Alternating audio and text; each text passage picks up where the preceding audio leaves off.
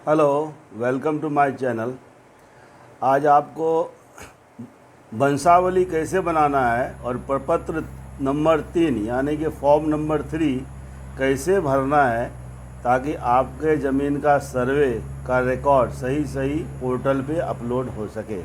तो ये देखिए मैंने क्या किया है, बिहार सरकार द्वारा जारी पोर्टल के ऊपर मैं गया और वहाँ से मैंने ये प्रपत्र 3 डाउनलोड करके प्रिंट आउट लिया है।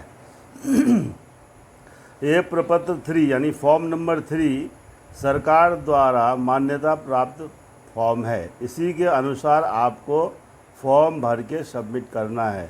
तो इसे आप ध्यान से पॉइंट बाय पॉइंट समझिए। ये मैंने एक इमेजिनरी प्रपत्र 3 भरा है। इसमें किसी का असली नाम नहीं है, मैंने कुछ काल्पनिक नाम भी डाले हैं।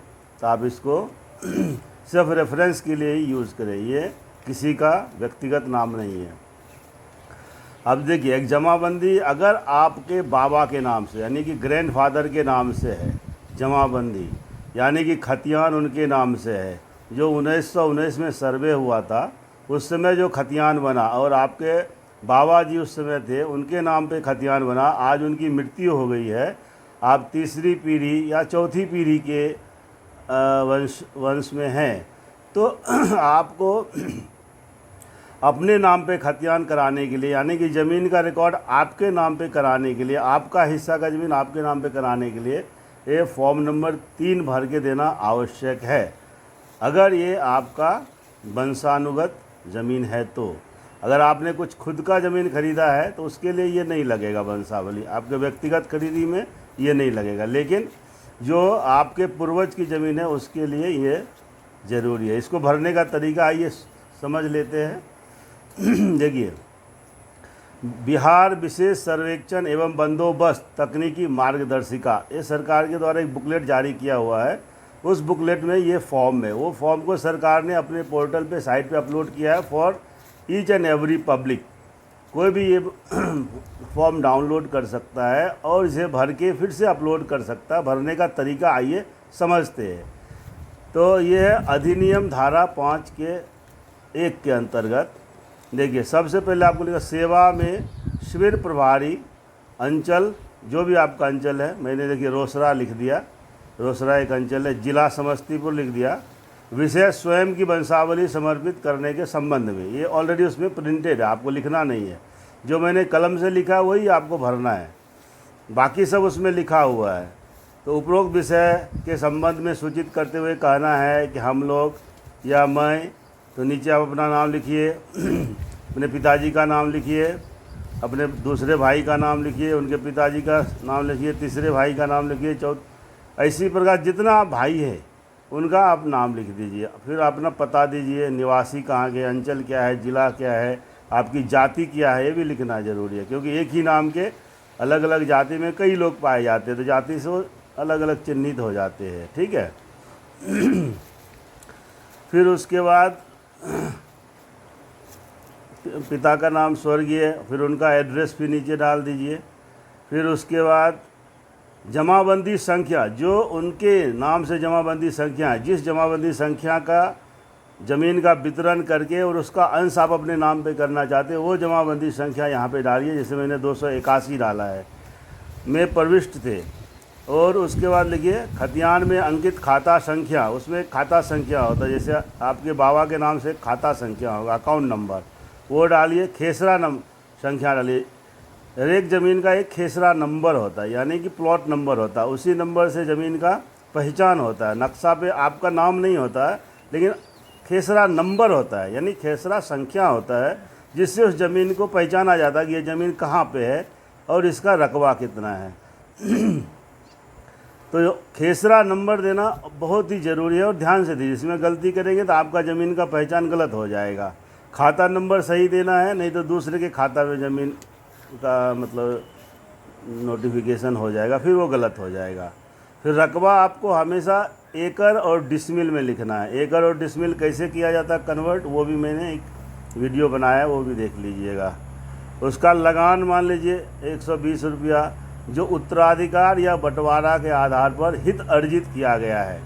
तो आप ये लिख रहे हैं कि ये मैंने आपस में बंटवारा किया है, या मुझे उत्तराधिकारी यानी बाप की ज़मीन बेटा को मिल गया, बेटा की ज़मीन उसके बेटा को मिल गया, ऐसे उत्तराधिकार में आपको ज़मीन मिला है, या आपने आपसी बंटवारा करके ये ज़मीन भाई भाई में बंटवारा किया है, चाचा चाचा में बंटवारा किया है, तो वो आप लिखिए आप।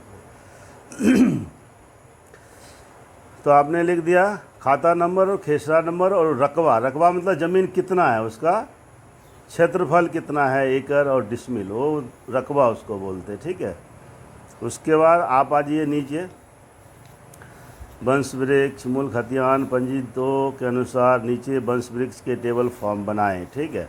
अभी एक नीचे एक सत्यापन लिखना, हम लोग मैं उल्लेखित भूमि पर शांतिपूर्वक दखल कब्जा है तथा भूमि सत्वाद एवं विवाद से मुक्त है। हम लोगों की वंशावली खतियान जमाबंदी पंजी के अनुसार निम्न रूपेण है। अतः अनुरोध है कि प्रपत्र में अंकित वंशावली के आधार पर तथा प्रश्नगत भूमि में उत्तराधिकार के आधार पर मेरे हम लोगों के नाम पर सर्वेक्षण प्रक्रिया से तैयार होने वाले अभिलेख में खाता खोलकर संबंधित खेसरों को उसमें प्रविष्ट करने की कृपा किया जाए।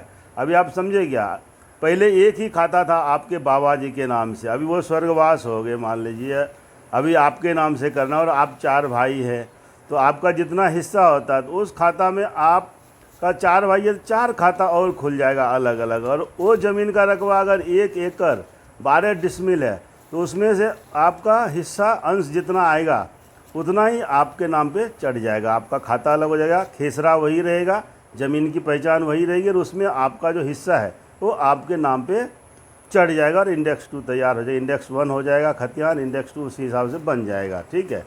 उसके बाद सबसे इम्पोर्टेंट है नीचे आप विश्वास भाजन, पहले अगर 4 भाई है, चारों का यहाँ पे सिग्नेचर होगा, दस्तखत, 1 भाई 2 भाई 3 भाई 4 जो भी है सब इसमें दस्तखत कीजिए, ठीक है। उसके बाद नीचे एक वंशावली बना दीजिए। अब मान लीजिए मैंने एक एग्जाम्पल के लिए ऐसा एक वंशावली बनाया है जो सामान्यतः एक्सेप्टेबल है। देखिए सबसे ऊपर आपके दादा का नाम आ गया, उसके जिनके नाम से खतियान है, खतियान मतलब जिनके नाम पे ज़मीन अभी रिकॉर्ड में, उस सर्वे के हिसाब से वो ज़मीन किसके नाम पे सरकार के रिकॉर्ड में इंडेक्स 1 में खतियान में, उनका नाम लिखिए। उनको कितने पुत्र थे, फिर वो 2 पुत्र थे, राजगीर साहब खिलावन साहब। फिर मान लीजिए राजगीर साहब के 3 पुत्र थे, उमेश राजकुमार श्याम कुमार साहब। फिर मान लीजिए खिलावन साहब के कितने पुत्र थे, तो उनके मान लीजिए उनके भी 3 थे। तो सौदागर साहब की ज़मीन में पहला 2 हिस्सा हो गया, 2 में फिर 3 और 3 6 हिस्सा हो गया।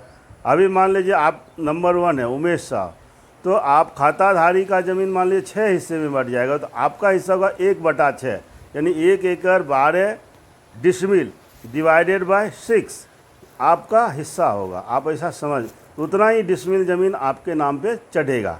अब ये तो आपने यहाँ लिख दिया, इसके बाद यहाँ ये ख़त्म नहीं होता, इसमें और इम्पॉर्टेंट चीज़ ये है कि ये आपने जो वंशावली बनाया था आपने अपने हिसाब से मन से बनाया, आपकी याददाश्त से बनाया, तो इसमें कोई गलतियाँ भी कर सकता है या जालसाजी भी कर सकता है। इसके लिए इसको सरकार ने सत्यापित करने का तरीका रख दिया है कि ये मुखिया एवं सरपंच का हस्ताक्षर और मुहर लग के और उस पर उसका सर्टिफिकेशन हो जाएगा, तो ये वंशावली सरकार मानती है। और ये करके आप इसको 2 कॉपी में बनाइए, एक अपने पास रख लीजिए या चारों भाई 1-1 कॉपी ले लीजिए। और उसके बाद इसको वेबसाइट पे जाके, बिहार सरकार की वेबसाइट है वो भी मैं डिस्क्रिप्शन में लिख दूंगा, उस वेबसाइट को आप लॉगिन कीजिए और ख़ुद ही आप अपलोड कर सकते हैं। इतना आसान है, अपलोड करने का तरीका भी मैं बताऊंगा, एक और वीडियो बना देता हूँ कैसे अपलोड करना है। इसको आप पोर्टल पे जाकर अपलोड कर दीजिए, आपका काम समाप्त हो गया। इसके आगे का काम सरकार करेगी, विभागीय द्वारा किया जाएगा। आपसे कुछ अगर उनको डॉक्यूमेंट चाहिए सत्यापन के, दोबारा आपसे मांगेंगे, नहीं तो ऑटोमेटिक आपके नाम पे खाता खुल जाएगा। खेसरा नंबर में आपका हिस्सा चढ़ जाएगा, 432 खेसरा नंबर है यानी ज़मीन का नक्शा है, उस नक्शे में आपका कितना हिस्सा हुआ आपके नाम पे चढ़ जाएगा।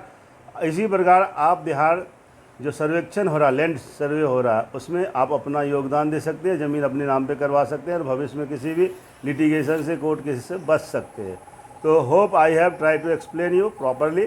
आप इसको 1 बार नहीं 2 बार वीडियो को ध्यान से सुनिए, पूरा फॉर्म पढ़िए, ये आप आराम से भर सकते हैं, किसी की सहायता लेने की कोई आवश्यकता नहीं होगी। इसका नाम है प्रपत्र संख्या 3 यानी कि फॉर्म नंबर 3, जो कि वंशागत ज़मीन जो है उसके बंटवारे के लिए देना अनिवार्य है। अगर आपके नाम से जमाबंदी नहीं है तो, अगर आपके नाम से ऑलरेडी जमाबंदी है तो ये शायद नहीं लगेगा, फिर आपको स्वघोषणा पत्र देना पड़ेगा, उसका नाम है प्रपत्र नंबर 2।